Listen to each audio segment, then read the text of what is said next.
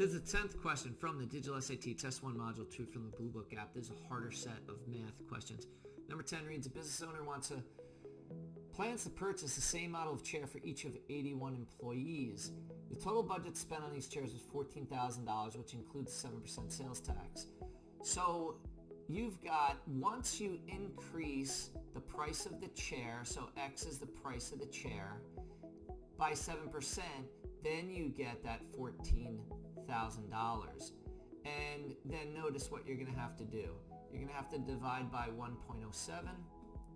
And once you get that result, it's going to be the result divided by 81 to get the price per chair.